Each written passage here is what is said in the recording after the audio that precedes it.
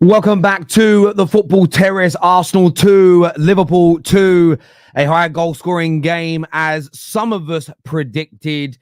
There was ebbing and there was flows in this match. Both teams had moments where they were passive and pragmatic and other times where they put their foot on the gas. The title race is well and truly on. I said it in the preview that the idea that if either of these teams didn't win today, and in the end neither did, that the title race was over for them is crazy. We know City are the favourites. Nothing is different now than before the beginning of this game. But what we know is that Liverpool are the real deal. And even on days where they're up against one of the best teams in England, they don't know when they're beat. Arsenal, with all their injury problems, suspensions, injuries during the game as well, I thought put in a performance that on the large part their fans will be happy with. Not, of course, the people that don't like Arteta, the people that don't like a lot of their players. They'll be a lot of them will be frustrated and angry, and I understand why. But I thoroughly enjoyed the game as a neutral. I didn't want it to end. There are some refereeing decisions to talk about as well, because I think they've just had a mare of a weekend.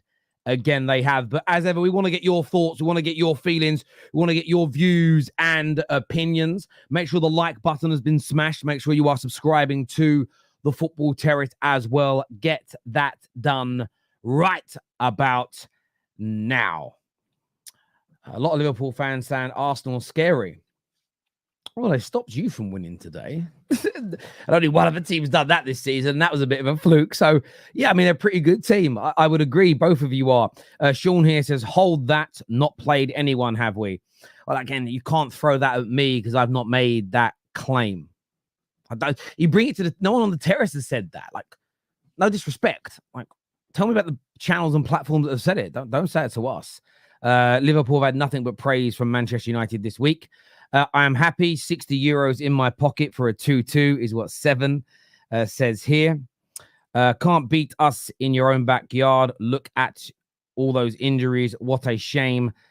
Salah hate. He is the GOAT. Hold that. Again, there's no Salah hate on the Football Terrace. I say that Salah is Liverpool's greatest ever Premier League player. I say that he's in the GOAT conversation and say that he is disrespected. So Sean, sorry. Thank you for the super chat. But again, the claim about Salah hate on the Football Terrace is a mad one, bruv. More Liverpool. I've backed him more than Liverpool fans in the last 8 years in terms of how good he is.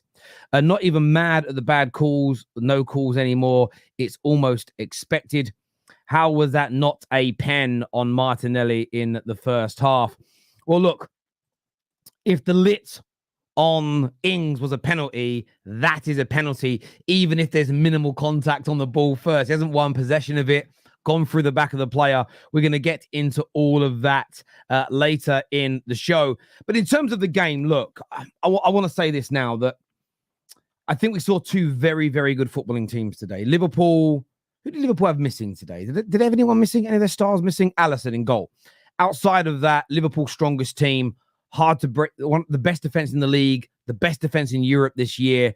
And Arsenal were able to penetrate that twice today. Saka's opening goal was nothing short of world class. The way he nutmegs Robertson. If I was a Liverpool fan, I'd be frustrated at Van Dijk in that situation. Could have sprinted harder to get back as Saka cuts on the inside. If he'd have run through some brick walls in that moment, he might have been able to stop Saka from shooting. But it was a wonderful finish from him. Liverpool then respond, and it was an excellent, well-taken set piece. And again, set pieces don't get slagged off on the Football Terrace. They're real goals. Van Dijk stepped up, puts the ball into the back of the net, and it was game on. It was game on. And from that point, you're thinking, what's going to happen here? Will Liverpool take over? No. For the rest of that first half, Liverpool were being penned back. They were being dominated by Arsenal. Rice and Marino in the middle were phenomenal. They were so deadly down that right-hand side.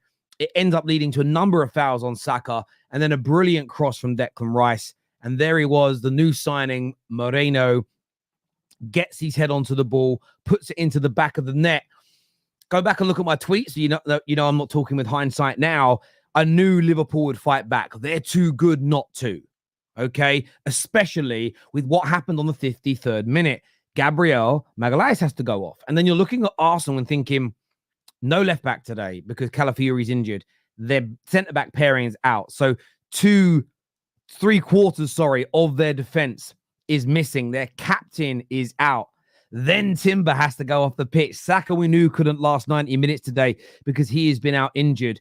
And Liverpool, this is the ruthless nature of Liverpool, and then the inevitability of Mo Salah. Liverpool, and Shane, just so you're hearing this, bro, Liverpool's greatest ever Premier League player. You all need to say it. You all need to sing it from the hilltops. I know you love Gerrard. I know you love Carragher. I know you guys love Torres. I know you love Suarez. This man is clear, in my opinion, of all of them based on consistency, longevity, and the trophies that he has won. He's just ridiculous. He's genuinely, in my life, he's the best Liverpool player I've ever seen play for a football club. I remember a little bit of the 80s, but I was a kid, right? So I don't remember it like I remember things now. He steps up. Really good goal. Arsenal trying to push for that third, get caught out. All their defenders are off the pitch. A lovely ball over the top from Trent. A wonderful pass from him. Really intelligent run from Mo Salah to cut on the inside and sort of underlap. Darwin Núñez gets it right. It's 2-2. And then the game kind of peters out from there. Both teams try to score, but neither overcommit. And they understand. And I think the attitude from both teams in the last 5, 6, 7 minutes demonstrates, to me, in my preview, that Arteta and Slot at least agree with me that I didn't say a draw would be a great result for both teams, but it doesn't take either side out of the title race. It's not the worst result in the world whatsoever, but overall, a thoroughly enjoyable game from my point of view. It really was, especially after what I witnessed this afternoon with my football club. It cheered me up. I had a couple of glasses of wine. It was fun to watch.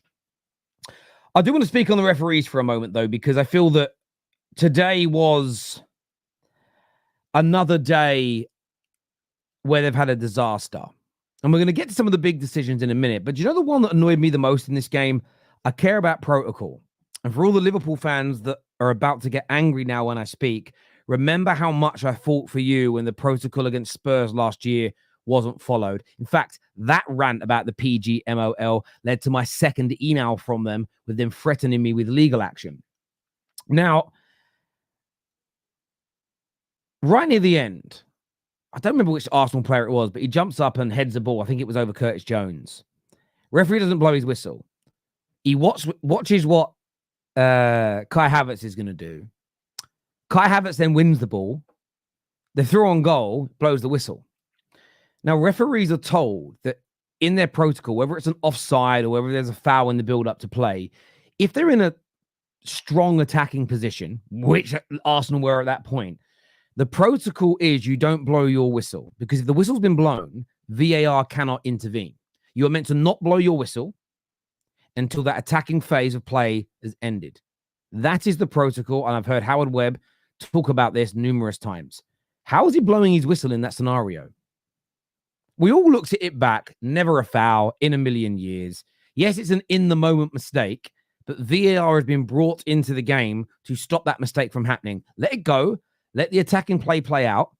If the ball bounces out for a goal kick, then you don't even need to blow your whistle. You carry on as normal. If the ball goes in the back of the net, you blow your whistle. VAR then looks at it, and then you will agree or disagree with your original decision. I said this last week, just so everyone knows there's fairness. Man United played Brentford. Man United had a chance on goal. Before Eriksen hit it, the referee blew his whistle. Thankfully, Eriksen blazed it over the bar. Because when you look at the replay, there was no foul on Casemiro on the defender. That's twice now in 2 weeks that protocol has been broken. Now, you can make a mistake in terms of subjective mistake. Breaking protocol, just as when I defended Liverpool against Spurs last year, is almost unacceptable in my opinion, because it's easy to follow, especially 3 to 4 years in, maybe even more now, longer than that, into this VAR process. I thought that was a shocking piece of refereeing. Look, mistakes in the moment. They should have had a corner at the end, Arsenal. I get these things happen, but I suppose that's insult to injury.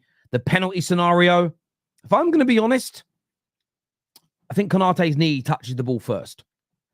However, I've seen penalties for that given, and I've seen it justified by the PGMOL that just because there is minimal contact with the ball, if you have to go through a player and clear them out to make that minimal contact, it's still a foul.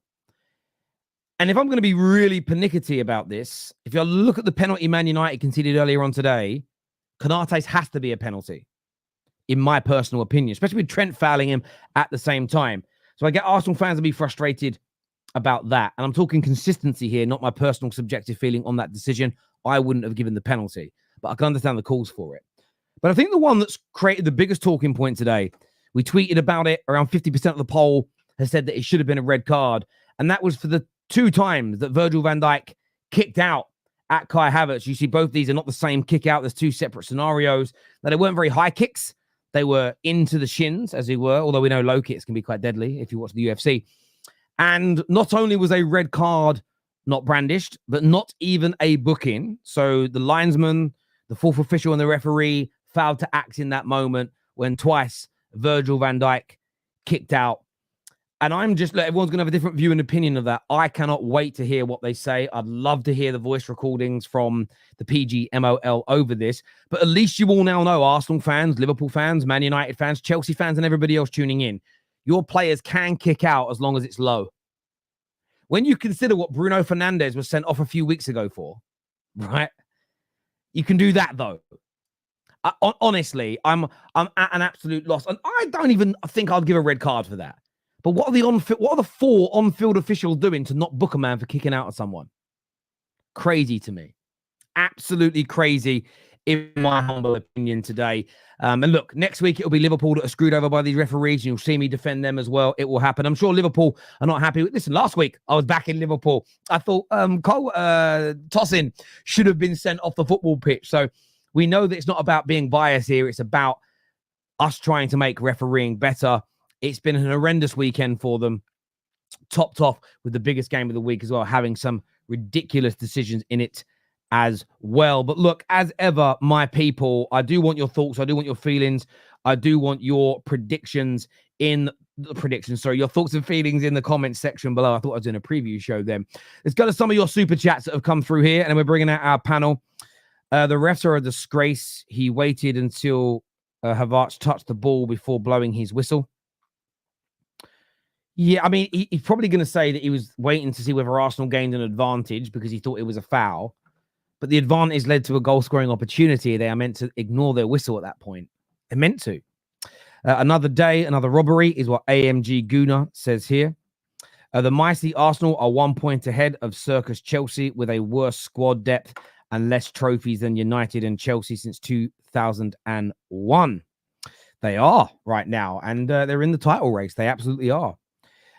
Is there any point even talking about the refs' usual performance from all this week? Listen, the problem you have is that, right, if you hate Man United this weekend, you don't want to talk about them. If you hate Arsenal this weekend, or you hate Arteta, or you hate Ten Hag, you don't want to talk about them. I just, for me, I think my panelists, I think you, the viewers, have the brain capacity to be able to compartmentalize these conversations and look at poor refereeing in isolation. Listen, Liverpool fans, you're not taking away from your team's draw or performance by admitting that was a bit dodgy, or I think that was wrong and a mistake. I think football fans have got to understand that criticizing poor refereeing decisions doesn't add nor take away from your fandom or the love of your football club in any, unless you're being called cheats. And I wouldn't call Liverpool, I wouldn't call West Ham today cheats in any capacity whatsoever. Van Dijk, red, yes, I'll take the points, we deserve it. Listen, Shawnee, thank you very much for being honest there. I think the reason he didn't get booked, and definitely because he didn't get red card, is who he is. And I don't mean his aura or how good a football player, his reputation. I think if a Granit Xhaka does that, it's a red card. I think if Casemiro does that, it's a red card. And you probably can all think of players at your football clubs. Trying to think, people with bad reputations. Bruno Fernandes at the moment gets sent off for doing that, in my personal opinion. And I think sometimes your reputation can precede you, which is probably unfair. Arsenal fans say injuries. I hear crap squad depth. See, again, Jamie, I wouldn't say that Arsenal have crap squad depth. They got a draw today against the team that's been the best in the league so far this season, I would say, over these opening games. A team who have broken its own records, who barely concede a goal, and they've done that with their captain out, over 2/3 of their defense out. And I think they should be proud of large parts of that performance today. I really do. And it took Liverpool's greatest ever player to score a late equaliser to stop that from happening. And we all agree, I think, Liverpool were the marginal favourites before this game kicked off. And I know Arsenal fans will be disappointed with the draw, but on reflection, look where they sit in the league. Title race is still, the title's still within their grasp. They've played a lot of difficult away games.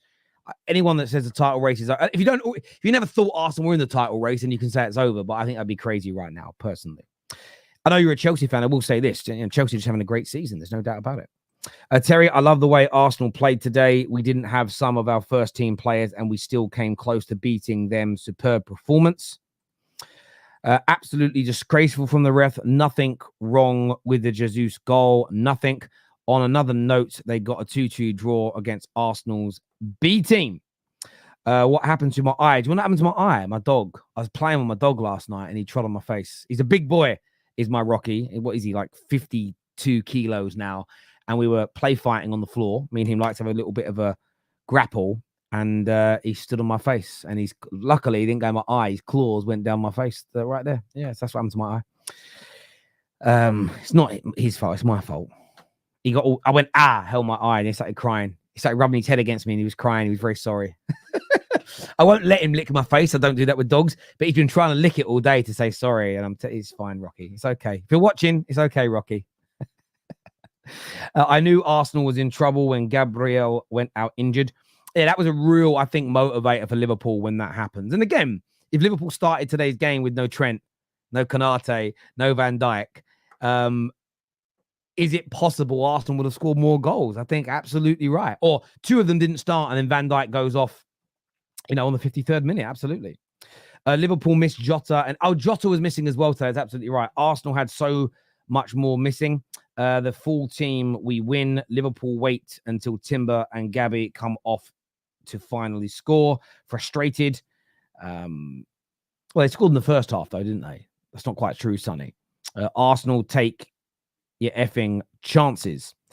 This was the biggest challenge for Liverpool and Arne Slot so far, and getting a draw is decent since we some people thought we wouldn't even get top four. Yeah, I think it is a good result for. Listen, I know everybody. I saw a few people suggesting that if Liverpool didn't win today, they're out of the title race. Just laughed at it. I think it's absolutely preposterous to think, suggest, or feel in that way. No Saliba, Gabby, Timber, Calafiori, Odegaard walk down. I suppose the question is this. They didn't win today, Arsenal. Objectively speaking, does it show their squad is good if you can have that many players out and still get a result against the best team in the Prem so far this season? One of the best teams in Europe so far this season?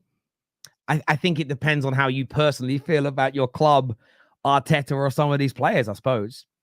However, you can always improve the squad. That I agree with. How is that not a red card for Van Dijk for kicking Havertz twice without the ball near him? You're never going to try this because you might end up coming a cropper. But I beg an Arsenal player just to do the same thing next week and see what happens. Just do it for a laugh. Just do it for a laugh and see. Terry, please send the panel link to the group chat. KJ, share that. Oh, you're already backstage. I can see it. I can see you, bro. I can see you backstage. Diaz kicked the ball. Listen, I've seen that all week. I've seen balls being kicked away all weekend. We saw yesterday. I've watched it back again. My mind's changed twice on it. I think Foden stepped in front of a ball, had it kicked at him because he was in front of it, and it was Lallana that got booked. It's crazy. That one's the funniest one of the season for me. We've played 5 out of the 8 of the top 8. Easily first or second hardest at the run by far. Injuries slept right hit, and the centre we're still within reach. Listen, I think even more so than the teams you've played, what has cost you this season, Arsenal, has been 3 red cards. Genuinely. I think you beat Brighton, and I think you beat City if you don't get players sent off. And I think that's why I've said all week, the sort of panic. I hope Brandon is backstage. I'm not sure if he is. But Brandon said midweek, I can't see where a good performance comes from. I thought it was a good performance today from Arsenal. I did. Arsenal's second goal was offside, Terry. I'm concerned your footballing knowledge is going is going twice. You have mentioned Van Dijk this season when he is not. Anyway, you cannot tell me that Van Dijk shouldn't have worked harder to have got back. Saka cuts inside. Robbo was more at fault, but Van Dijk should have got back. That is not, if you think my football knowledge is bad for saying that, I think you're wrong. Because I'm telling you now, if that was a Man United player, you'd be calling him lazy, bruv. I'm just being objective. I think he could have worked harder to get back. In my humble opinion. What's the point anymore? No reason to complain that the PGMOL will do whatever it wants. It's hard to beat your opponent and the refs. I'm still waiting for a mistake in favor of Arsenal. Yeah, this season, I don't think you had many, have you? To be fair, you'll get them, but you haven't had one yet. Liverpool was poor, and yet Arsenal still bottled it. You thought Liverpool were poor today, D? It's an interesting take. Who do you support, D? Are you a Liverpool fan? You're playing down your own team to throw shade at Arsenal. Interesting, Smithers. Interesting, Smithers. In January, we need to get 2 defenders to back up injuries and a striker. I hear what you're saying. Yellow for Van Dijk, got away with it because of his reputation. Havertz pushed and pulled, and it's being in the first 5 minutes helped. Konate, never a penalty, but if consistent, should have been. But that's the point, details. A great point there. I wouldn't give it. But when you look at the other penalty given today, which, by the way, they spent 2 minutes reviewing, I can't understand it. I can't understand the difference. Different type of tackles. But yeah, if one's a foul, the other one is. By the way, I think neither should be. Why do you start Robertson? Maka plus Jones poor today is what Omar says. Football isn't played on paper. You can play reserves and have a better performance in the odd game. Arsenal done well. Liverpool underperformed is what Maths says here. So proud of the boys. Come on, you Gooners, is what Prince has got to say here. Viewers, make sure you hit the like button. Please make sure you are subscribing to the Football Terrace if you haven't done so already. Panel coming out now to have their say on today's big game. We've got Giuseppe, we've got Mike, we have Ram, we have Sard, we have Trimless, we have Samuel, we've got Rob and C and a few others. We're going to bring you guys in once a few other people have spoke. Giuseppe, talk to me about Arsenal's performance today and that result. You're on mute, bro. Yeah, man, sorry. Yeah, I thought the performance was decent. I generally think we'll put up the better team, to be honest. I think that, I'm not going to lie, I think out of all the games, this game we've been robbed. And I know people are going to sit there and maybe say, no, that goal has to stand, bruv. That goal has to stand. You cannot be saying that's a foul. And the ref should not be blowing for that. Yeah, that wins us the game. At the end of the day, did we do enough to win the game? Yes, in my opinion. And people say, oh, you could have done more. Why? We scored the goals, bruv, the legal goals that should have stood. And if anyone tells me that goal shouldn't have stood, the third Arsenal goal, yeah, then you better just call all these fouls when your team does it. The Van Dijk thing is another disgraceful decision. I want to get the decisions out of the way so I can probably talk about the performance. Disgraceful decision. And people wonder why Arsenal fans complain and moan when Declan Rice nudging the ball off the pitch is a second yellow card and he gets sent off. But a defender can kick out twice. And Anthony Taylor said to Van Dijk when he gave the foul, I just see you do it. You see him say that to Van Dijk. So you can do that and not give a yellow card. So that, I'm not even saying that should be a red. Because I think in football, this sort of stuff, definitely the big games, these sort of kickouts, I'm not even saying it should be a red. But that should be a yellow card. That means within the first 10 minutes, he's on a yellow card. That changes his whole game. Certain decisions he might make, certain tackles he might go in for. When you're on the yellow, you don't want to make a mistake and go on the yellow. The penalty, nor here nor there about. I'm not too fussed about that, as long as they're consistent with that. But listen, the performance I thought was quality. I thought our left-hand side Timber dealt with Salah the whole time he was on the pitch, really. It was when he come off that Salah scored. I think that you look at that midfield of Declan Rice and Moreno, and a lot of people have been clowning Moreno, saying he's not good enough, and you're starting to see even in this game that he can do a job, and I think he's quite a decent midfielder for us, and he'll do a lot this season. I'd be more disappointed if I was Liverpool, because when you look at the game, all the players we had missing, the players going off, we ended up finishing with a back four of Lewis Skelly, Kivior, Ben White and Thomas Partey. That's the back four we finished that game with. So you're going to look at that and say, if you're Liverpool, you probably need to get a result there with that. But listen, I'm proud of the boys, man. I think Saka's showing. I think that no one now can ever put any shade on Saka. Not to say people here do, but I think he's come in today and he showed the X factor that he is. We spoke about it. I know Mike said about it if we have him, he's an X factor for us, and he showed today that he was an X factor. I thought he was our best attacker. And yeah, listen, it's just an annoying result because I generally believe we deserve to win that game in the end. And I think that we scored the goal that should have won us the game and it got taken away. I think now the ref needs to come out and answer why he made that mistake. Jesus at the end of the game, the corner, you can't be like, come on, the lino's right there. Tsimikas even tries to stop it going out for a corner. He even tries to stop it. And they don't give the corner. And you know that a corner for Arsenal is actually a good goal scoring opportunity.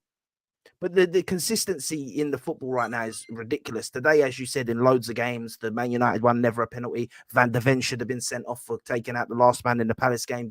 Only got a yellow VAR, didn't say anything. So we got to just realise that you actually have to just win games now. You can't count on these ref and VAR decisions. You just got to go out and win the game. So we didn't do enough. But I think what's interesting about it, though, listening to what you've said, I understand in Man United's game today, we should have been 3 or 4-0 up. So you could argue that the penalty at the end, if we had done our job, then it would have been inconsequential. Although I still think you should call out those mistakes, whether it cost you a game or not. The problem is, if you actually just look at a team's conversion rate, how many shots they have per goals they score, what's a team's average conversion rate? 12%, 15%? Like, generally speaking, the top teams will score 2 or 3 goals per game, but they'll average anywhere between 18 to 25 shots per game. So based on that fact that probably goes back decades, when you're in these types of matches and you've already scored 2 goals, you're already pretty much on par with what most teams would score in a game. Then when you get referees making mistakes that rule out a goal, I think you have to focus on them to a certain degree. It doesn't mean you ignore a bad sub from the manager. It doesn't mean you ignore a player, because I thought Martinelli today could have done a lot better in some of the scenarios that he was in as an example. It doesn't mean you don't talk about them. But the goal that they disallowed for the foul towards the end, it beggars belief it was a bad decision. But the fact that he didn't even follow the protocol that they're meant to in that attacking phase to let the ball get into the back of the net, then you blow your whistle so VAR can look at it. That type of thing, whether it happens in either direction, because we all sat here and defended Liverpool last year against Spurs when the protocol wasn't followed. That, for me, is what I find frustrating, and I think these conversations have to keep happening, because if we just ignore it, I'm honestly getting to a point where I feel like someone said it on the show last week, and I laughed at it, and all week I've been thinking, you're right. I don't think they're trying to hurt a particular team.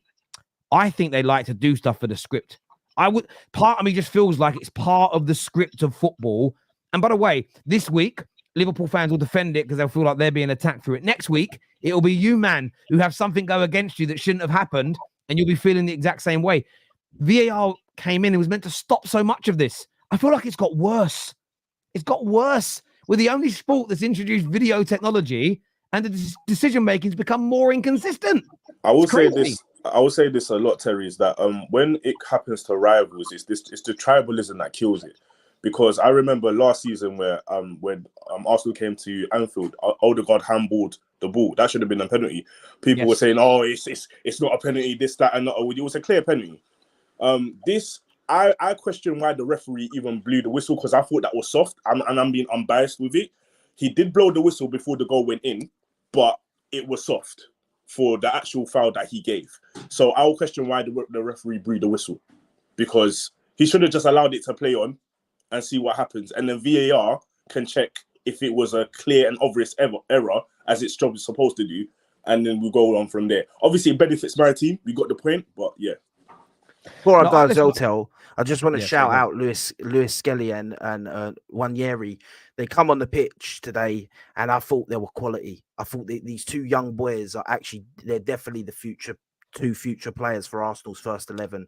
Lewis Skelly up against Salah in the last little bit of the game, and I thought he was doing his job. I think the goal was it weren't really his fault. I thought the way he was calm on the ball, and Nwaneri as well, lighting it up. I think Nwaneri has to start next game, to be honest, in that 10 position. But yeah, I just wanted to shout at them before I have to go. Yeah, I know you've got to shoot, mate. Yeah, I thought they both did well when they came on. There's no doubt about it.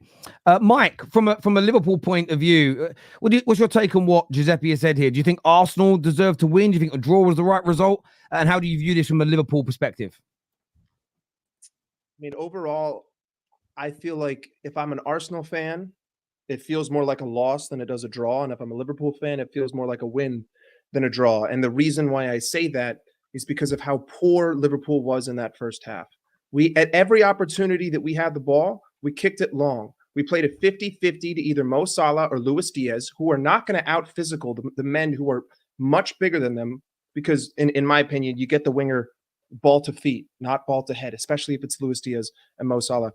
We consistently gave away possession, right? And then Arsenal were attacking us, but I thought that they could have done better with their attack. I thought, to be honest with you, in the first half, it should have been 2-1. It should have been maybe 3-1, based on the amount of possession that they had. Now, obviously, statistically speaking, in terms of our goal scoring, touches in the opposing box, shots on goal, I mean, it was nearly inseparable for what we actually produced. But I felt like Arsenal had more control of the game overall, especially in the first half. I thought that Liverpool got it completely wrong, tactically speaking, from how we built up. I have to credit Arsenal with their press. They were making it uncomfortable, but at the same time, you're Liverpool, and I don't think that we have the lack of quality to play hoofball FC against this Arsenal team. Ultimately, the biggest changes for us was when we decided to take Luis Diaz off the pitch, when we decided to bring Szoboszlai onto the pitch. All of a sudden, our press got a little bit better. When it comes to the refereeing decisions, anything subjective at this point, I'm over it. Like, I don't want to talk about it. If it's over a foul, I don't care. The only thing I would say is that the fact that we don't have a semi-automated offside is absurd. I'm not saying that the goal was offside, but parallax error is a real thing, and the angle is not directly on the line, right? So if you have if you have a semi-automated system, without a doubt, it's onside, which it very well could have been. I think it was like a millimeter thing. But the fact that we don't have that is crazy. And that's the only complaint that I have when it comes to the refs, because everything else is subjective. And I don't think that there can be consistency, because I don't think that the letter of the law is written in a way to produce consistency. Everything is left to the referee's discretion. Was Arsenal robbed at certain points? I'm not going to argue against that. If that's how you feel, that's how you feel. But it's a subjective decision. And ultimately, outside of those decisions, I feel like Arsenal had enough control of the game, especially in the first half, where they should have done more. They should have scored more outside of these refereeing decisions. They should have put this game to bed, right? Trent Alexander-Arnold was horrendous offensively. The one good pass he makes, he lets in Darwin Núñez, and Darwin Núñez plays a great pass to Mohamed Salah on a fast break, which is pretty much our only fast break of the entire game, right? Arsenal were the more controlling team. There is no doubt about that. Arsenal were the better team. There is no doubt about that. We played exceptionally poorly. Tactically, we were awful. And ultimately, we were away from home. And this is Arsenal's ground. And Arsenal finished above us last season. So you can sit there and you can say robbed, but you should have done more with the opportunities that we gave you, because we proved that we couldn't deal with your press, or at least we weren't willing to deal with your press. So we're just going to play hoofball. Can I ask you a question, Mike? Do you feel that you were poor in those phases you mentioned because you were just poor? Or was it because of how good Arsenal were? How do you personally perceive that?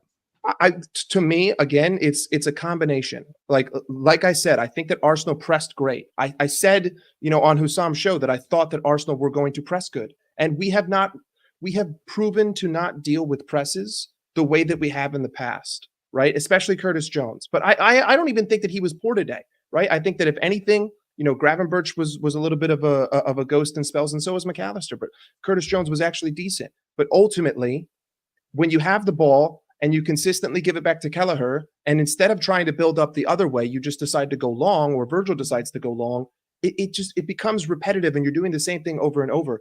As a team, you have to try to do something else. Come closer to the ball. Show to the ball. I mean, the amount of times that there was 40 yards of space between our last defender who had the ball and the nearest Liverpool player is insane. Like, if the press is overwhelming, then compact your team. Come closer. Stop trying to spread the game. Ping some passes together, and then all of a sudden you can create an opportunity going upfield. But Arsenal didn't have a tremendous amount of odd man rushes, if any, at all. And, Bukayo Saka, like I said, X factor, he makes an unbelievable cut in. I think Robertson should have done better in terms of, bro, just give him the outside. Like, don't bite, because if you bite, then he cuts in on his strong foot. If you don't bite, he has to hit it with his weak foot. And if he scores with his weak foot, I'm going to hold it and say, you know what? Fair play, unbelievable finish. But I didn't even think that he should be starting this game, because once Tsimikas came on, all of a sudden the delivery was better. And all of a sudden, Bukayo Saka started to fade out of that game a little bit. Obviously, he was taken off towards the end of it. But once Tsimikas came on, all of a sudden that threat was completely gone. But No, to that's me, facts. it's just what did you make? What did you make about the commentator said this, the pundit said this? Should Van Dijk have done more? Should he have worked harder to have got back? Because he was kind of jogging backwards. And if he'd have sprinted, he would have literally been in the position that Saka shot from. So is that fair criticism, do you think? Yes, always. Like Van Dijk 100% needs to understand, and he should know that Saka is going to want to cut in on his left foot. He's not going to take that with his weak foot, especially at that angle. He's going to cut in. So if he's going to cut in, you have to close down that space, right? There are no excuses for any player when it comes to a back line. If you have an opportunity to read the game and understand what the player is going to do, you need to put yourself in the position to stop that. And listen, it's a little bit unfair on Robertson because I don't rate him defensively, but he was also offensively poor, and he's been that way the whole season. But yes, Van Dijk should have done better. But ultimately, I think that Arsenal, like, this was their game to win, and they weren't able to get it over the line. And I feel like we were fortunate to be able to get a point from this game based on how we played throughout the whole 90 minutes. I hear what you're saying there. Egal, how are you? I mean, your head looks hot right now, bruv. Talk to me about that game. Thank you, Mike. I know you had to shoot. Arsenal's performance, referees again involved. How do you personally see it, Egal? First half, I would say to everybody, are you not entertained? Second half, I would say the referees knew what the script was. They knew what the script was, because one thing I have question about, first of all, is can anyone tell me verbatim what is a penalty and what's not a penalty anymore? Also, is there one rule applied to Arsenal, and is there other rules applied to other teams? Because it's not just this game. We've seen today a situation where a player got pulled down by Van de Ven, no red card. Saliba last week, red card. We've seen today numerous times where Liverpool players kick the ball away and they're like, they couldn't take the free kick anyways. Well, Trossard, you couldn't take the free kick anyways because the ball was miles away from the player. So how is this crazy? Now, before you guys start saying I'm complaining about referees all day, I'm just going to get that out of the way first. Finally, the final decision. You guys all have to admit that was chaotic at the end, and to call a foul on a player that won the ball, fair enough. You're going to call it, you call it. But it's just really frustrating from my position. I thought that was a winner, and I don't know if it's clearly, if you can clearly say that's a foul, or if it's just a player beating the other man to the ball and you had no chance to jump for it. But hey, let's get to the game. First things first. Bukayo Saka is him, and people need to stop disrespecting him. First things first, right? He showed Robertson that where he was going to go. Robertson knew what he was going to do, and he still did it anyways. And he scored his 50th goal for Arsenal. One of the fastest players to do that. Credit to him. Unfortunately, he couldn't continue to perform for the entirety of the game, coming back from an injury. It is what it is. Then set pieces. We conceded from a set piece. That's the second time now in a couple games. I think that's down also to the fact that we were down Saliba. With Saliba and Gabriel there, I don't think we concede those kind of set pieces back-to-back games. But no excuses. Credit to Liverpool. Good set piece. They beat us first man to the ball. They beat a second man to the ball, and they scored. Then we had two opportunities to score from a set piece ourselves, and we showed that what we can do from set pieces also. That's our great equalizer. And that's where I thought we were going to go on to win the game. But unfortunately, we had to make some defensive changes due to injuries. And this is not a scapegoat or to injuries or excuses. We were the better team. We should have continued to push on. We should have continued to try to win. And even late in the game, we could have won. But injuries really hurt us at some point in this game. And that's where the momentum shift. That's where I thought Liverpool were going to continue to grow. And defensively, injuries or not, that was terrible defending from everyone involved in that final goal. Trent Alexander-Arnold, one pass to Darwin Núñez. Darwin Núñez, all you Liverpool fans were probably pulling your hair. What is he going to do? What is he going to do? And he does the perfect decision. He passes the ball to Mo Salah, open up the whole defense. And why is Mo Salah that open in the box? Guys, Mo Salah is the number one player you have to stop at Liverpool. You stopped him for 84 minutes. Hold on for 15 more. That's all I ask. You couldn't do it. It's unfortunate. Now, the reason why my head is hot is because I felt like after that, the substitutions were from Arteta. I thought they were somewhat negative, but guess what? Ethan comes on and makes a difference again. Please play the guy. We've seen Mikey Moore play for Tottenham. The guy's not on his level. Give the guy more game time. He is one of the most creative players that we have. Give him an opportunity. He's shown versus Man City what he can do. He showed, if I'm not mistaken, he came on versus Man City. Am I wrong? Did he not come on in a recent game versus Leicester and make a major change? And this game, he's the guy who gets the ball across the box. I know it's not a goal, but we need to give these guys an opportunity when we have injuries. Arteta, you're gonna have to weather the storm, guys. Arsenal fans, weather the storm. I'm extremely upset right now because I don't think Liverpool is all that. We showed them today what we are capable of doing, and they're still not all that. They are still in amongst the pack with us, and I still believe, even with the injuries, we showed that we're the better team. And I believe we will continue to show that we're the better team, and I believe we'll continue to push on. This team just needs to weather the goddamn storm. We're going through a rough patch, and honestly, when will luck turn our way? Because having two players go down through injuries in the same game when you already have a center back out, you can't write this. But hey, I don't like these decisions. And if you guys can tell me these decisions are fair and explain it to me, please do. Because maybe my ball knowledge is not on the level to understand how many fucked up decisions we see on a regular basis that go other people get the favorable call and we don't. Are they 50-50? Are they all subjective? Are these referees against us? What the fuck is going on? The referees aren't against you.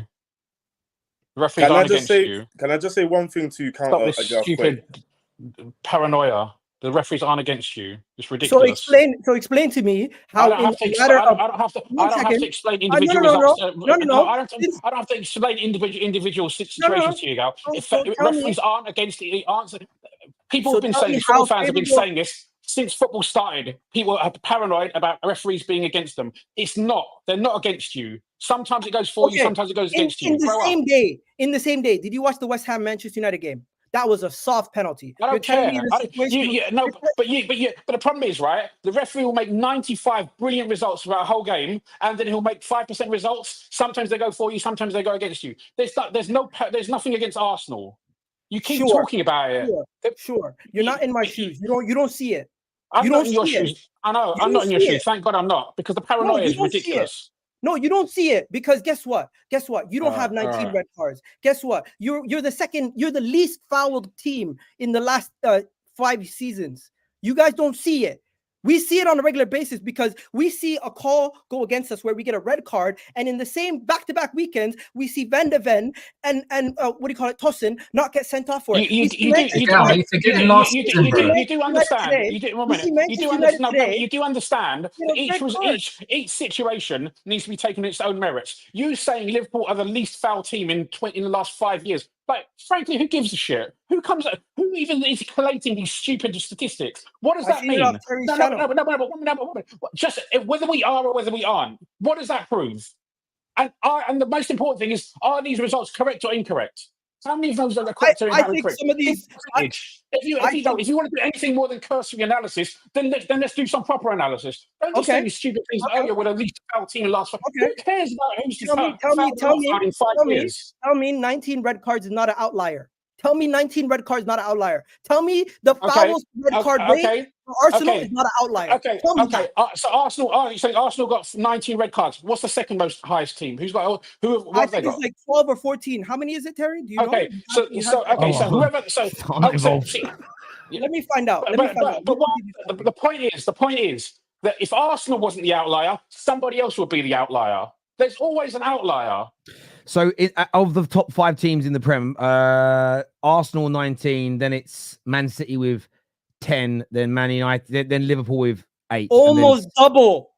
Is that not an outlier? I want the entire of the Premier League because I know Everton's got tons of red cards. I'll be honest with you. Our production team only put together the last 5 years of the top 5 teams. I haven't done that much research on it. A gal saying the referees are against us is a cop-out. Last season, Liverpool got 3 red cards in, I believe, in 11 games. I think it was one against McAllister, against Bournemouth, Van Dijk, Newcastle, and there was another one I can't remember. When did Curtis Jones as well? Egal, when did you scream that the referees were against Liverpool? I don't remember the fouls, but if you No, could we're not remind in me- the shoots. We're not in the you could shoots. remind me- Exactly. So We're not One in the second. shoots. 1 second. do 1 I second. agree with you that the referees are bad? Yes, I agree with you. But to say the point that they're against Arsenal, is it something different against Arsenal? Please cut that out. Yeah, do you know what I would say, Igal? Like, listen, I agree with your frustration. I think they're bad. I don't think there's conspiracy against any one particular club. The one, if we're going to believe in any conspiracy here, the one that I feel like holds like it could be true is sometimes I feel like they make certain decisions for drama. I feel like that, and because it isn't any one particular club. You know, we all City fans, Premier League get them. At the same time, certain rivals of City think that I think my internet's just gone down. Just on talk PGMOL. Am I back? Can you guys hear me? Can you guys hear me? I thought it was No, me. internet, wait. No, it's my internet. I've got my fiber coming in about 3 or 4 weeks. I can't wait, bruv. That lease line is on its way in. But you'll get like City fans that go, the Premier League are against us. The Premier League are targeting us to destroy us. Then there are Man United and Arsenal fans at the minute who think the Premier League, the PGMOL, and the Man City are in cahoots to make them only win. That's why I don't believe in the conspiracy theories. They're either completely incompetent or they just decide to throw the cat amongst the pigeons in certain games for drama. Those two things make sense to me. You talk about red cards. What really interesting when you look at that data in the last 5 years, Man United have the fewest red cards, but yet we get yellow cards at a much higher rate than everybody else.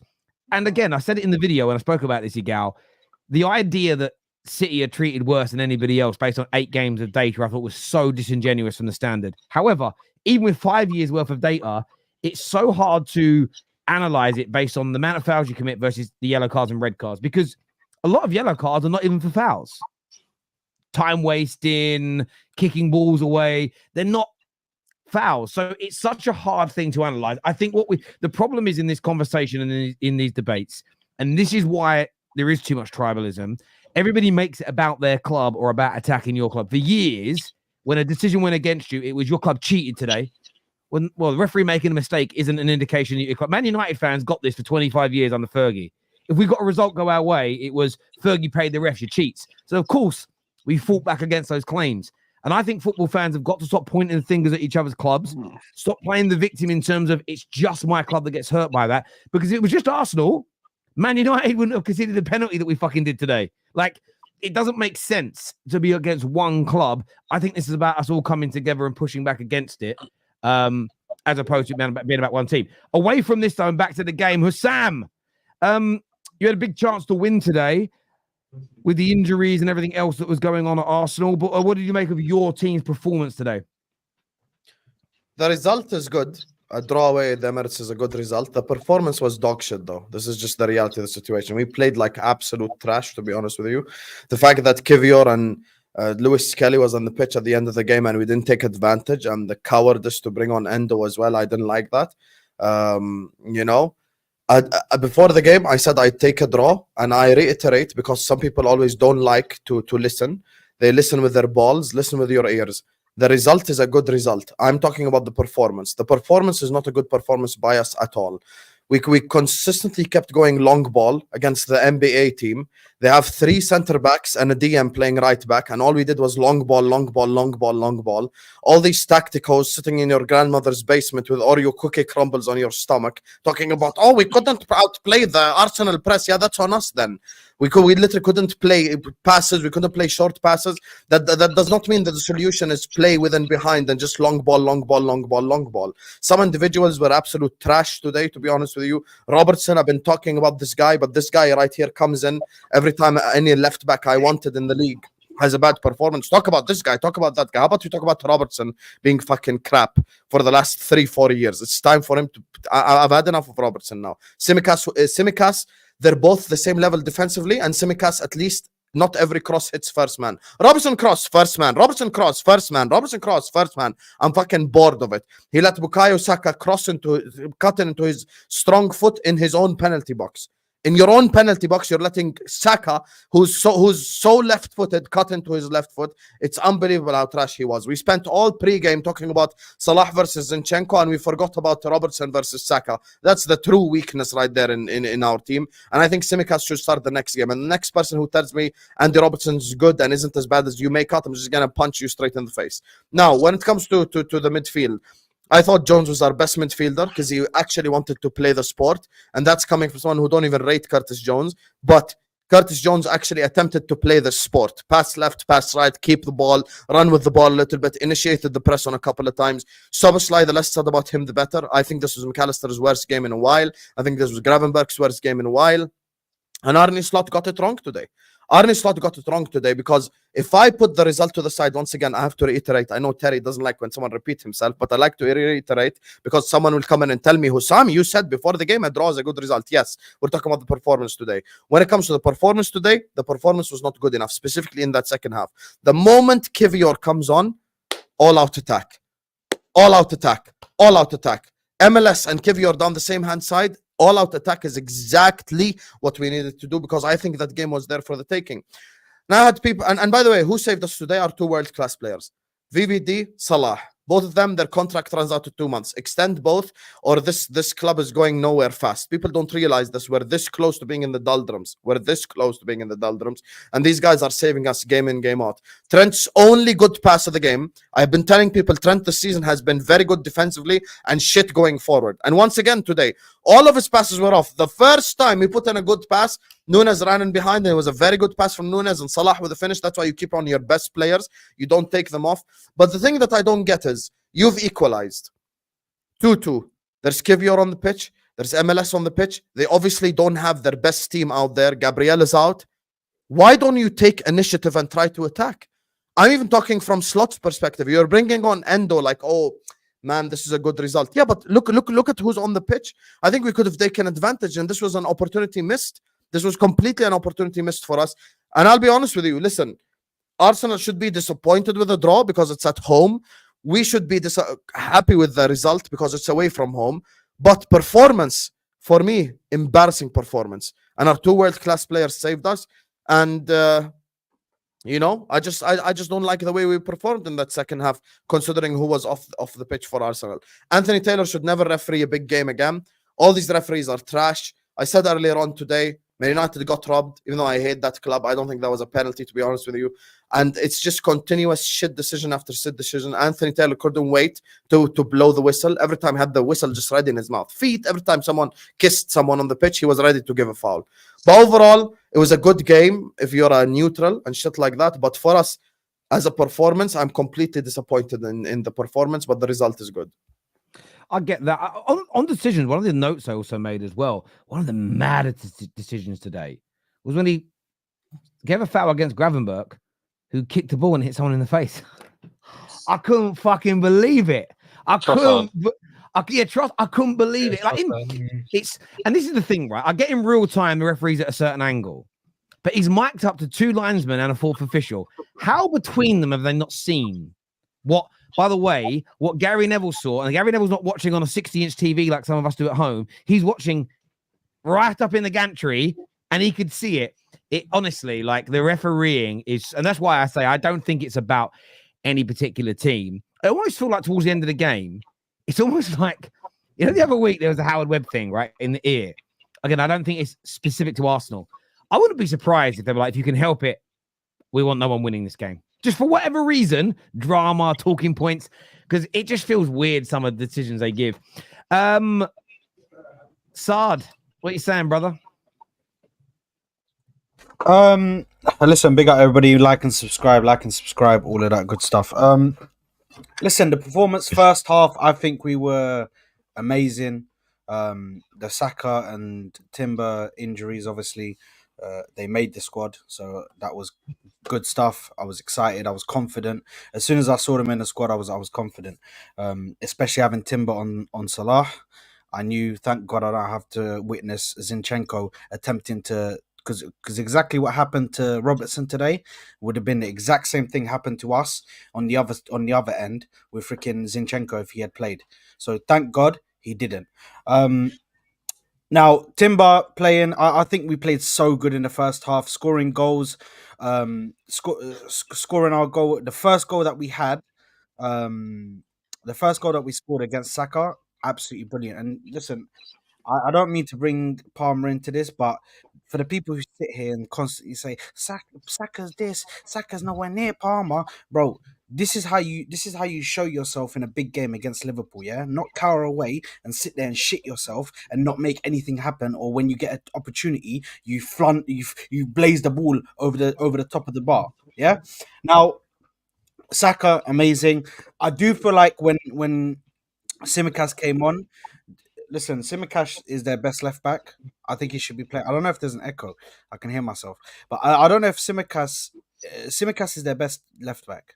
If he was playing today, it would have been much more harder. I don't know why they played Robertson, or they continue to play Robertson, because he definitely has bozo moments, and it looks like when a player, I think it was Jamie Carragher that said it, leave football before the football leaves you, bro. And right now, bro, I don't feel like he could play at this top level in the Premier League, bro. Just go somewhere else where the football's a bit slower, where you can go enjoy yourself, make your money, play your football if you still want to play football. In regards to us defending that first set piece, Liverpool are so good at set pieces, but also I think that Partey let Van Dijk get away too easy there. He shouldn't have let him get in that easy in our box. Do you know what I mean? Should be giving him a bit more of an issue, a bit more of a problem trying to get to that ball to put it into the back of the net. And then obviously we score from the other set piece to make it 2-1. I think that was brilliant. The first half for me was brilliant. The only thing I didn't like is when we scored the first goal, we went defensive. Again, we dropped the lines. That always happens with Mikel Arteta. It's just a staple now. Whenever we score a goal, we always go defensive. We drop the lines a bit and we just invite pressure. And I don't like that. Go. If you see a team's on the back foot, go. Carry on going at them, because Liverpool were not good today. They got the draw, and fair play to them. They came to our ground, they got a draw. For us, it's a loss, because you should always be winning the game at home against your title rivals. And then the only game you can draw against your title rivals is their game away. That's the only one you can draw. You have to win the one at home. So now we put ourselves in a position, by the way, guys, for the Arsenal fans who are watching, where we have to go and win, by the way, at Anfield now. And that's one of the last games in the season. The second half, for me, no, Tel, don't do this. Tel's gonna do this. You maybe, but listen, you're 5 points off the top. Okay, depending on the context. Again, this is why I'm saying, I think that you were gonna get people tonight. And then remember, I'm live. I have no idea what the fuck anybody else is saying on their shows. I'm not watching anything else. People tonight, it's over.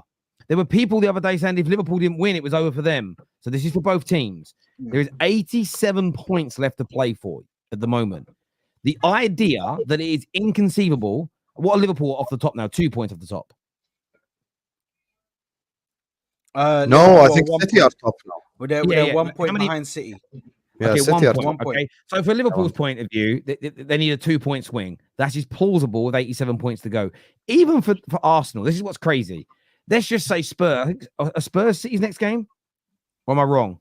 Someone whatever it is. If City lose their next game and Arsenal win, the difference is 2 points. The idea that it's over now, you may find yourselves when it comes to that Liverpool game, 1 point off the top, and you've got to go there and win, right? But I just don't think, as fans, and definitely not you, don't want your manager doing this, is putting that pressure on the players. Right now, you should be focusing on the next game, getting 3 points.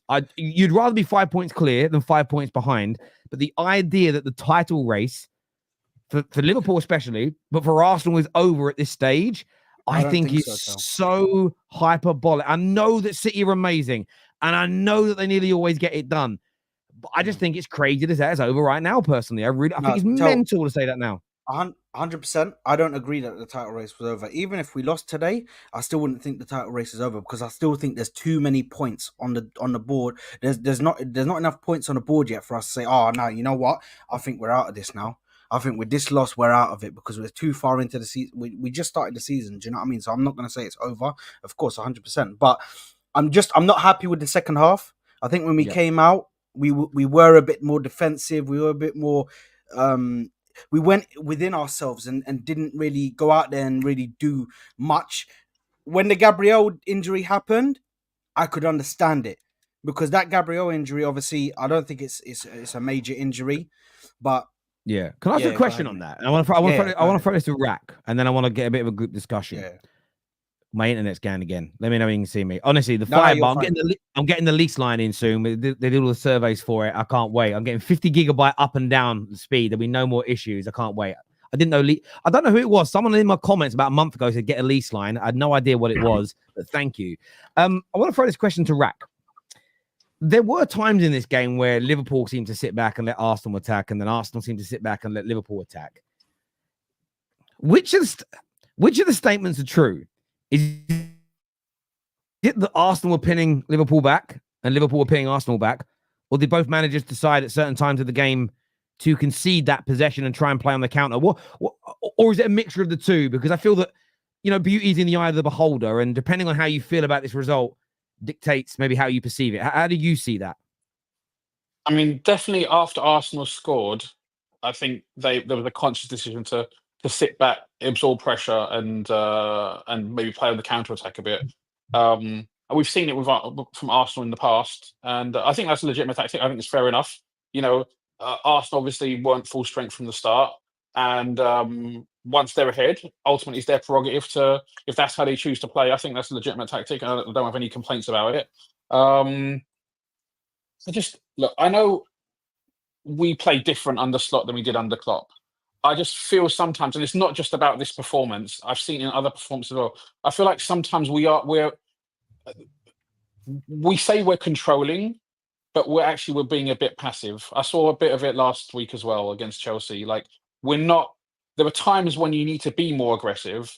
Like when Arsenal had all those players off the pitch, that was our time to capitalise on it. That was our time, not just to get the equaliser, to go and get the winner, because they were there for the taking. I'm convinced of it. The majority of the second half, they were there for the taking. If we played more aggressively, I think we could have definitely won the game. And that's why, like Husam said, I'm a bit pissed off, to be honest. There was 3 points there for the taking, and we didn't go for it. It reminded me a bit of, do you remember till we played you guys, I think it's probably 3 or 4 years ago, we were going for the title. I think it was a season when we finished on 98 points and City had 99 or something, 97, 98. And Marcus Rashford got injured after 5 minutes. And then Man United lost a couple of other players to injury. And Klopp at that point thought, you know what? Going away to United, get a draw, that's a decent result. And ultimately those 2 dropped points cost us the league. I don't know whether it's going to be as drastic, but there was an opportunity in that game. There was an opportunity in this game for us to capitalise on the fact that Arsenal didn't have their best players out. And I think it's clear to see it. Arsenal, they had definitely not a second, first choice centre-back pairing, definitely not their first choice full-back pairings. We had an opportunity to win the game, and we didn't go aggressively enough for that.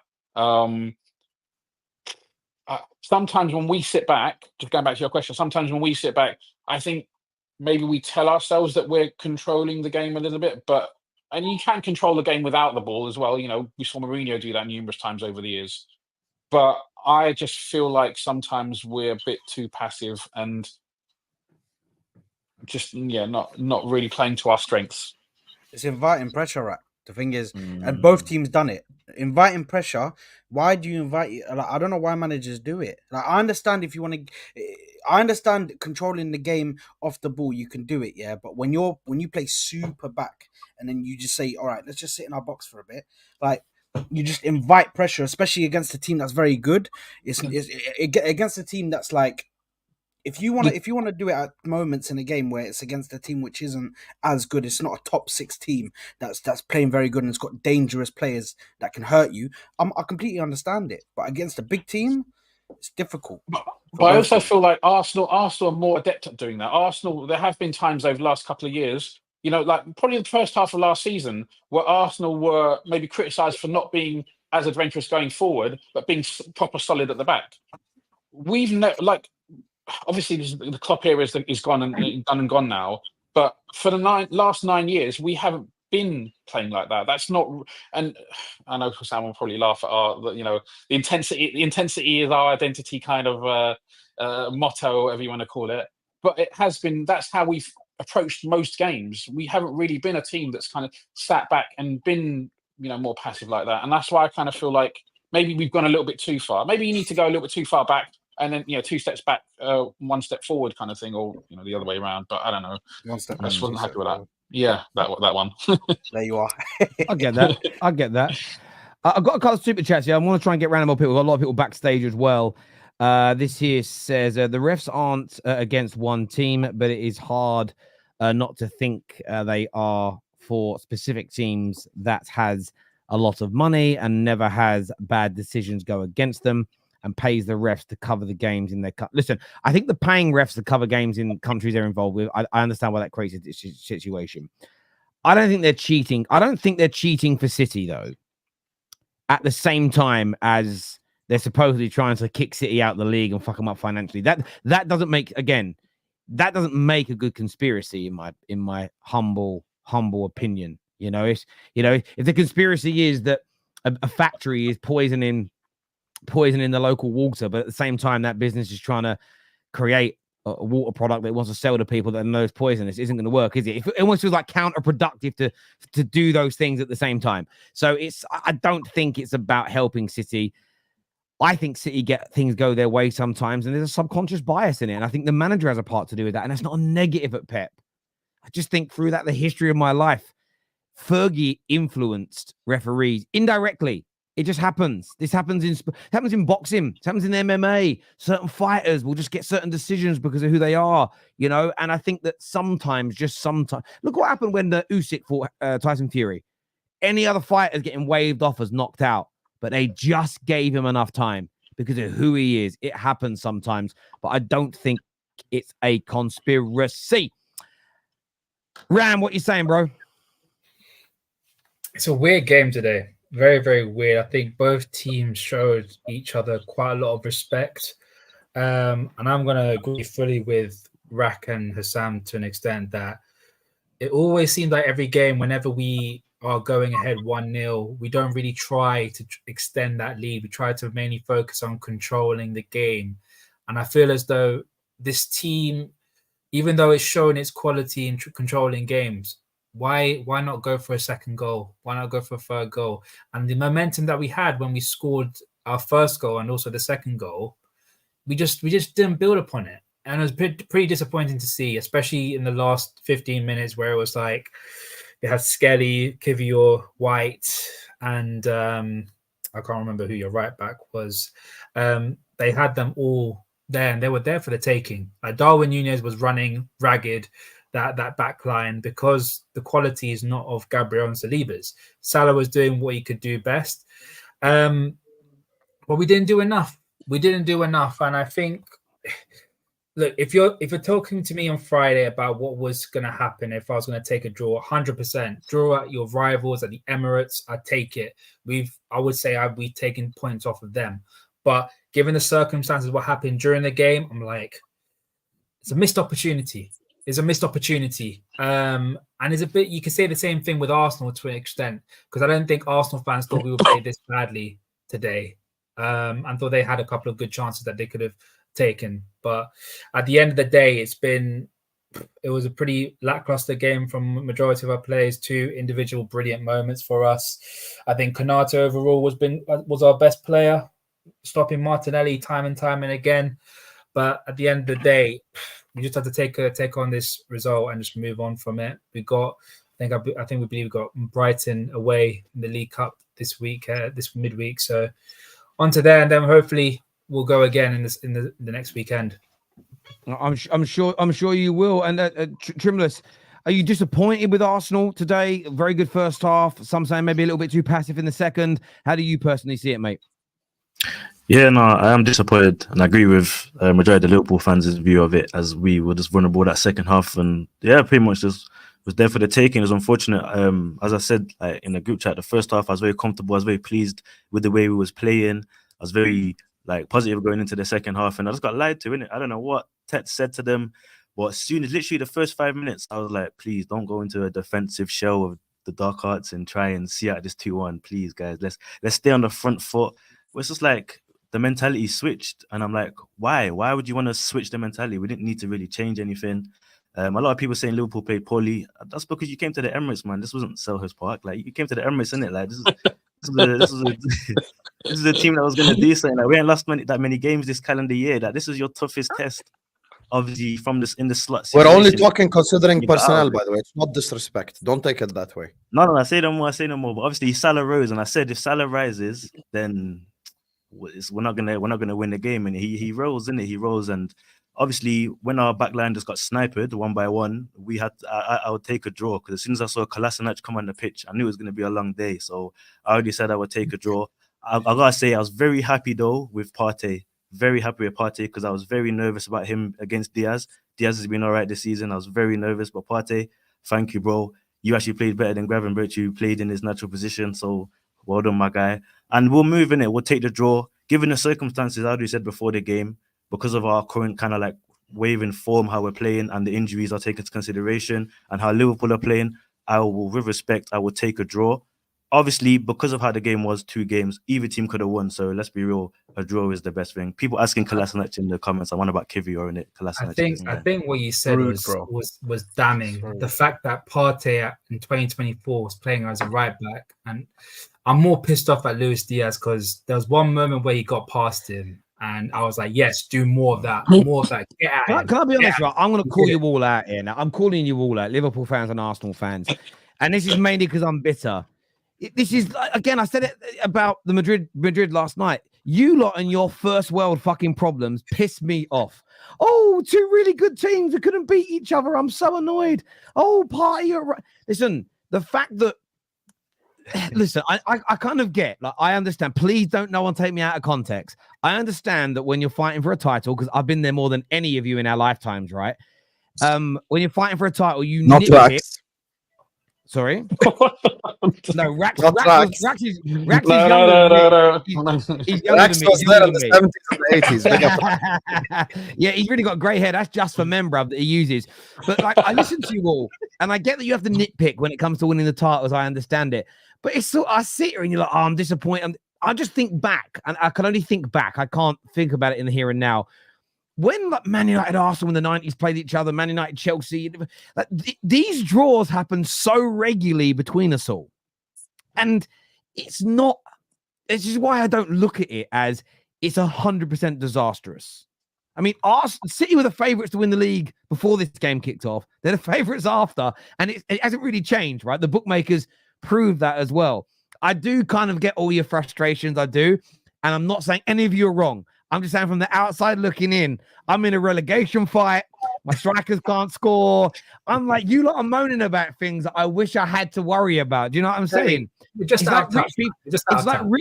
like rich people moaning that they've got leaves in their swimming pool. It's like, bro, I wish I had that problem. I do have that problem. I have got a swimming pool, to be fair. I'm not rich though. But, right? Oh, yeah, in the summer, it was a madness. Not the leaves. It's my dog. He wouldn't stop drinking it. It's really bad for their esophagus because of the chlorine. I'm going to drag my dog away. He literally was his water bowl the whole summer. He wouldn't drink out his water bowl after a walk. He'd go and sit in the garden. He'd lay by the pool, put his head over the side and just drink it. I'm like, it's first world problems. That's how I view you guys. You lot are like my Rocky drinking out of my swimming pool. Terry, it's just, I know it's just been over a decade, man. You're just out of touch of going in these title races. It's just fine margins, isn't it? Fine margins. And it's City. This is the first time that their talisman is out. Their talisman is out, and we both want to win this league. And I do understand that as well, though. That's what the reason why I wouldn't panic if I was in. And it is easier for me to say than Liverpool and Arsenal fans because I'm not emotionally invested in the same way. Is that they've still got a lot of tough games to come. They've got a tough patch coming up at the moment, and I think with the way they've performed in the last 2 or 3 games, if they were playing Tottenham, if they were playing Liverpool's, if they were playing Arsenal's, if they were playing Chelsea's, if they were playing Villa's, they might have dropped some points. So I still I would say I wouldn't panic right now personally. I will if I was in your shoes, I wouldn't want that panic seeping into the dressing room with my players. I'm just putting it out there. I wouldn't do it at this particular juncture. It's October. Genuinely. I know City are the favourites. I know how good they are, but I'm just saying a bit of a first world issue there. I've still got a lot of people to jump into. Nathan, what are you saying, bro? Yes, bro. Yeah, sorry. Yeah, it's a game of mixed emotions, man, to be fair, because I mean, look, when you look at kind of what happened within the game, you know, no Saliba, Gabriel coming out, getting injured, no Odegaard, a draw is not the worst result when you look at what we had to deal with. I mean, we had Kirill coming on, Lewis Skelly at left back, Partey at right back, who at the beginning of the season everyone was telling us he was 50, and he was never going to. He's not. He looked like he fell off a cliff physically. So from that perspective, when you kind of strip it back, you know, you kind of have to look at it and say, look, we took some points.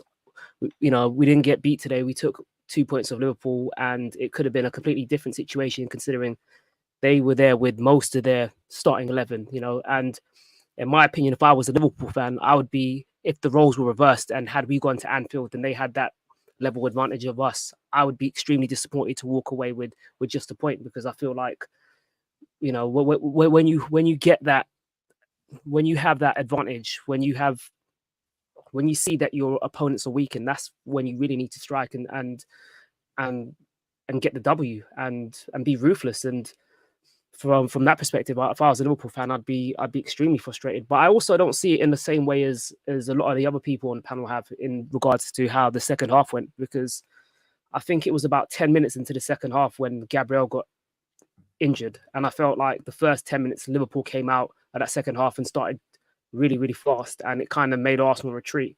But we didn't get to see that half play out to say that it was a tactical shift. I just think Liverpool started great and Arsenal kind of went back into their shell a little bit. And I felt like after the Gabriel injury, I felt there was a mentality shift from the starting 11. I felt like they looked at it and thought, it's almost like they felt like they had to go back and defend. They didn't have that confidence to kind of go out and keep on playing with the changes. Sorry to interrupt. Alisson does not save the first goal.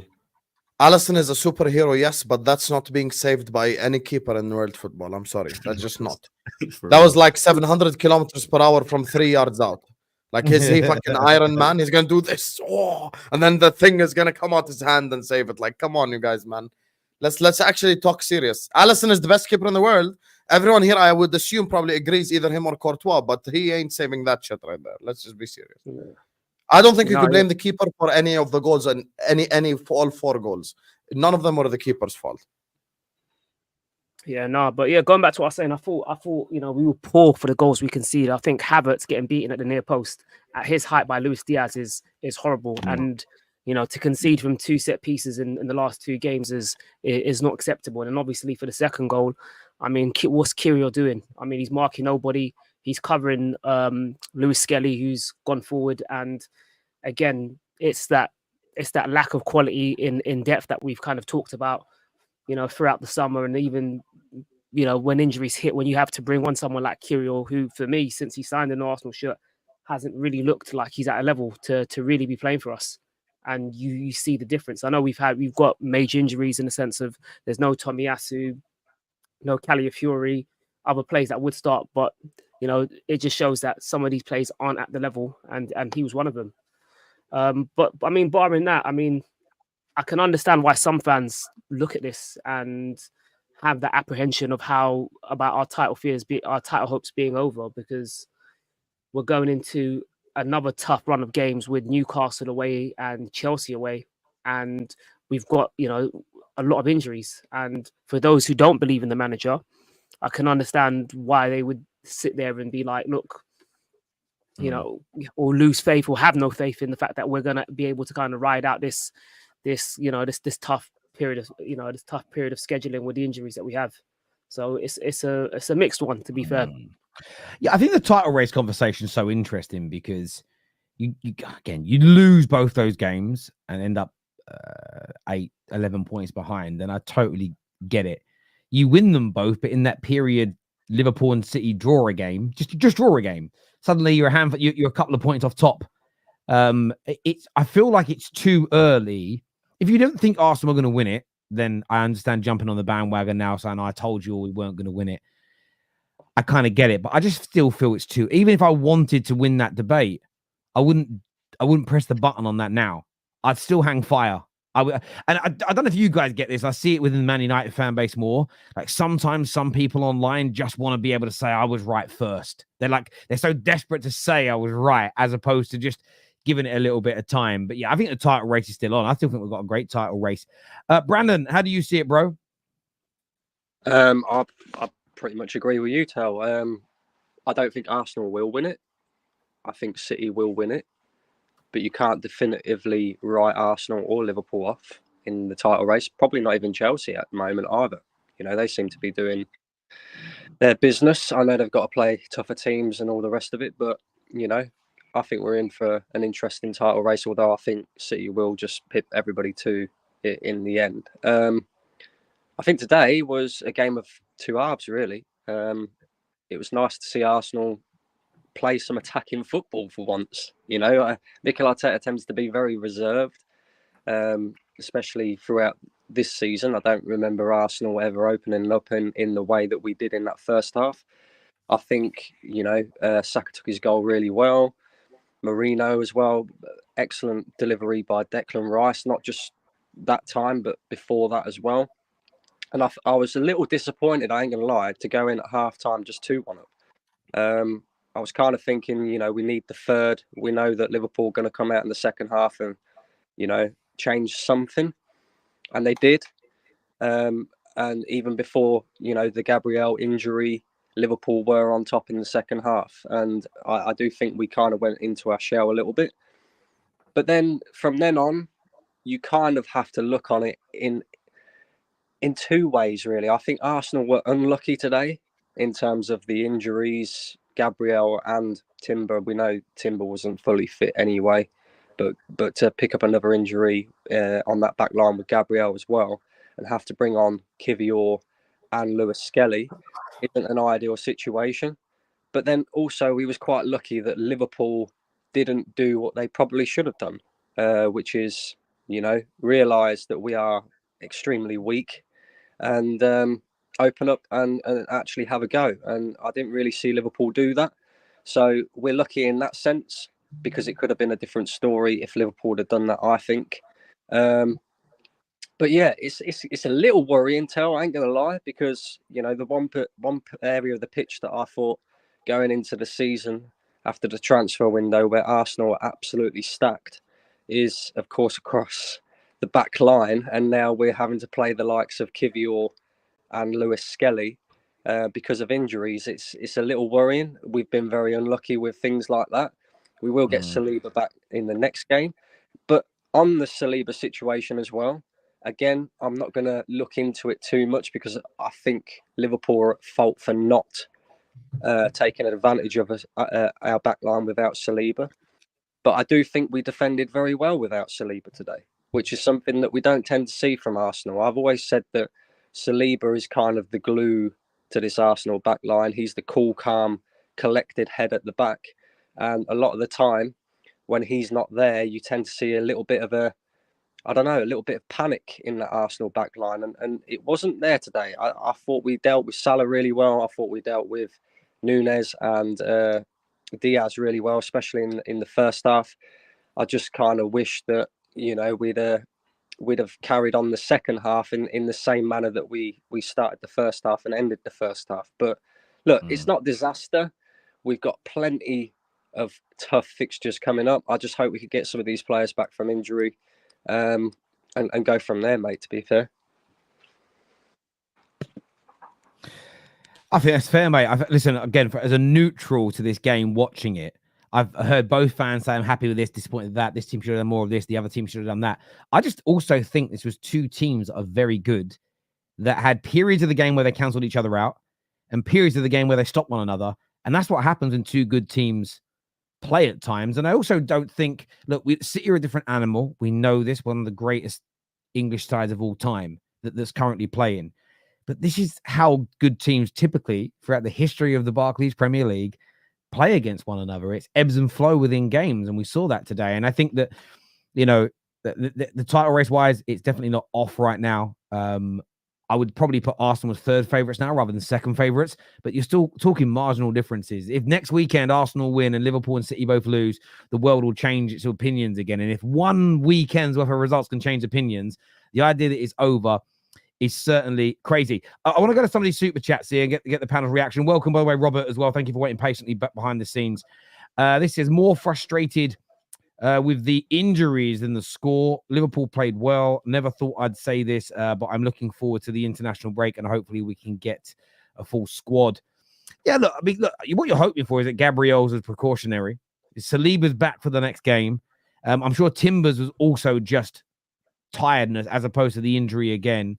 So you are going to start getting players back, and it's only 3 or 4 weeks to say until Odegaard is back. So if you can keep yourselves in between 5 points to being top, whatever it is, between now and when those players come back, it's game on as far as I can see. Yeah, I got something to say about our chat. I'm sorry. That can we pull it up back? We can do. Yeah, I've already unstarted. Go on, mate. Go on, Robert. Oh, my bad. Yeah, we can do catch up because we have 4 games that if we don't do well, no matter how much we try to catch up after the break, we might not win. We got to remember that this injuries is very, very it's crucial to how we're gonna go forward as Arsenal. After this, we play Newcastle, we play Chelsea, and then we play 3 other teams, and then after January, the January break, the teams we play are Leicester City, Brighton again, Villa again. We kind of played the same thing we started the start of the season.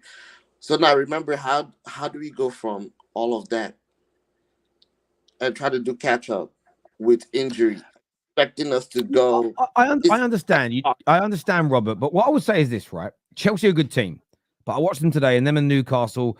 Newcastle should have equalised at the end of the game. Okay, Arsenal are going to have chances in that football match, and let's see how bad Gabriel's injury is. But you're probably going to have all of your main defence back by then.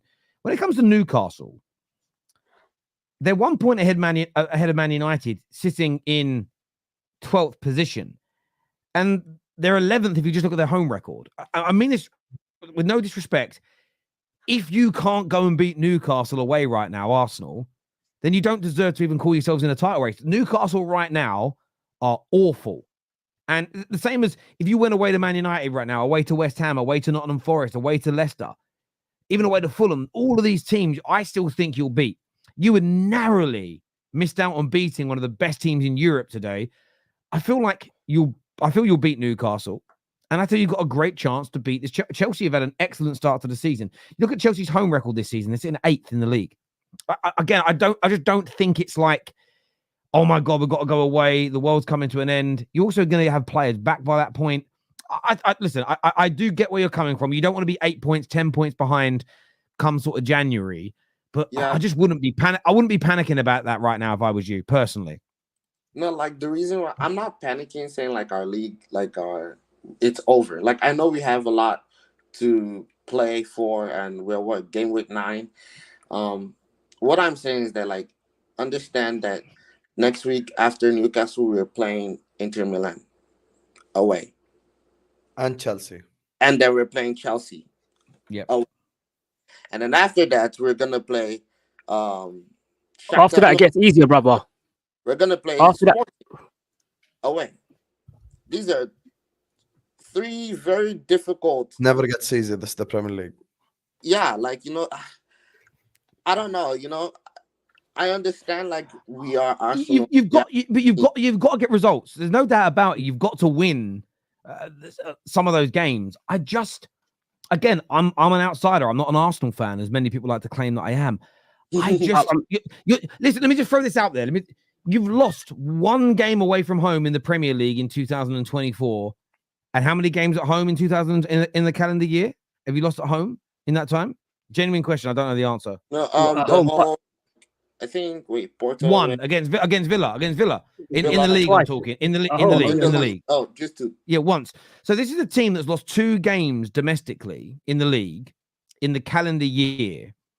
I get what you're saying. We have to win some of these games that are coming up, but your win percentage is so high. This is why I don't understand the level of the concern.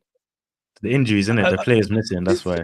Yeah, but you've had these injuries and these players missing, and you've got results, and you start getting players back now because Saliba's back. Saliba missed 1 game. I mean, look. To be fair, after I'm not Chelsea worried. international break, yeah, after Chelsea's the international break, and we come back to play Forest, Sporting, West Ham, United, Fulham. The fixtures get a lot more favourable. So for me, it's more about just riding out this storm in the next 2 games, which is Newcastle away. Because as bad as they've been, notoriously, we don't have the greatest record. Yeah, going up to St James's Park. So there's a few and you are right. There's no easy games with Sam. Robert would be right if they don't get the results in said games. That's it. Yeah. No, we understand that, but it's not about my bad. Yeah, my apologies. It's not about that. It's about understanding that, like last season, they said the same thing. We remember the whole games of Fulham where we lost. We lost to Villa. No, we lost to West Ham. We lost to West Ham, Fulham, and Villa. Oh, yeah. You remember this whole time we didn't have injuries that bad. And now it like... No, I do understand, but I understand why you're worrying. Yeah. I'm also just stating the games that come after the international break, I wouldn't even be thinking about them right now. I remember a gal asked me once years ago, are you worried about this game? We had a game against Chelsea and it was like in 6 weeks' time. I was like, I'm not even thinking about 6 weeks' time. I'm just not, it's not on my mind. And the games do get more favourable. And I know there's no such thing as easy games, but then you play West Ham that are awful, Man United are awful, Fulham, decent. At home to Everton, rubbish. Palace, I know they won today, but they're awful. Then you play at home to Ipswich. Like, you could, again, you could lose some of those games. You could now go on a 5, 6, 7, 8 game winning streak. It's plausible Arsenal do that, which is why I don't personally, from an outsider, get the panic. Let me try and get through some of these super chats because we are getting very close to the end of the show. Sorry, guys. Liverpool players stopped playing when they heard the whistle. Konate would have stopped it. I understand that point. The problem is PGMOL and its shit referees using VAR incorrectly. No other league or competition in the world has these issues week in, week out. The FA and the clubs need to step up or it will continue. I agree, D-Town, you're right. Arsenal fans always crying. He made a foul on Sobo. Referee blew the whistle before the ball goes into the net, and Liverpool already stopped the play and are missing Jota. The point people are making here is that the whistle shouldn't have blown. It was in an attacking scenario, and the protocol states you let it play on. You know, every now and then you'll see this. You watch a game, and every offside, if the player is running through towards that goal in some way, then they're meant to let it play out. Every now and then they blow an early whistle, the flag goes up early, and I think, why this time? You've got to make sure the protocols are run. Liverpool had 4 red. Konate one worse. I just wanted to ask, did you not think the Konate tackle was worse? That's what I'm saying. It wasn't even a foul. Like, Kivio's not fouled him, bro. He's just running, won the header. Sebastian's not even complained. He's just turned around and watched what's the goal that should have stood. It's no one will know what would have happened if the referee wouldn't have blew his whistle, but that's why he's not meant to fucking blow his whistle. Liverpool had 4 reds in 8 games last season, and Egal said it was on Liverpool, and we had to hear this absolute BS. Listen, as I say to yourself, LFC, I don't think any clubs specifically targeted, and I backed Liverpool last year. Some of those decisions were awful. Every game Arsenal don't win, Egal cries. Just stop referees are crap every week, not just to Arsenal. Chelsea have the most yellow cards in the league, by the way. Thank you, Daniel. I think Arteta pissed off the PGMOL. Sorry, bro. Let me just try and get through these super chats. Sorry, my G. Pissed off with the PGMOL, and we never get the 50-50 calls. Then the refs are also bad, and the problem is compounded. I understand that. Referees make bad decisions every other game, so blaming your bottle jobs on refs. Most of the yellows you get are for slowing the game down. Coward tactics. We would have lost the game under Klopp. That's the biggest compliment I can give Slot. Husam needs to chill. Good point. We move. Is what Dal says here. This Klopp revisionism. Klopp is the only manager to beat Pep Guardiola to a league title in this English Premier League after he had his team ready. Okay? This fucking revisionism makes me sick and nauseated. If Klopp was there, we would have actually gone for the game. And his gung-ho football would actually worked in this game. This revisionism is absolutely stinky. If we were pressing Kivior and pressing Lewis Kelly and he lost the ball and they lose the ball, then we could create counter-attacking opportunities, counter-press opportunities, and win the game. This Klopp revisionism is disgusting, to be honest with you. We were top of the league up until January, with the only loss being the Spurs robbery. Like, let's not sit up here and do this whole Klopp was crap fucking bullshit every week. I'm tired of it. If you look at the games Arsenal had to play, especially the away games, the injuries and soft red cards we've got. I think we have to praise Arteta and the players that they are only 5 points behind. What's really interesting is that people say that the squad isn't good enough, the manager can't manage these situations. You're only a handful of points off the top, and you've gone through a bad injury crisis. The players have had a lack of discipline, which has cost you points in certain games. You're doing well in the Champions League. You're still in the League Cup. And again, outsider looking in, shows me, the squad could always be better. I mean, you could always play that game that you could take 5-year players and upgrade them to others and you'd be even better. But so far, there's nothing that says this Arsenal team, it's not been the injuries. It's literally been the games where you had players sent off, because I think you walk away with at least 4 more points without those red cards, and then suddenly you're going to be sitting 1 point off top, then the squad wouldn't be a conversation. I don't effing care what people say. Our defenders were not subbed through injury. Arsenal win, is what AMT says. Today's result was positive for City. It was an example of Liverpool not having killer instinct. Arsenal 2 injured. More points will be dropped. Can someone explain to me why the disallowed Kai's goal? I think we've been through that already, but yeah, the referee already blew the whistle for the foul from Kivior. Lately, we can't play counter-attack football because Martinelli is crap. Yeah, Martinelli he did okay in certain moments, but Kanate had him in his pocket today, especially on those counter-attacks. If Arsenal can't take the heat, get out of the kitchen. And Mr. K here says, big up the panel, big up my brother Husam. I accept the point today, given how poor we were. Still tough fixtures ahead. Hope we can churn out results. That is from Mr. K. I agree. Look, I want to thank everybody that's tuned in. All of our super chatters, everyone's hit the like button. Is MHF on now?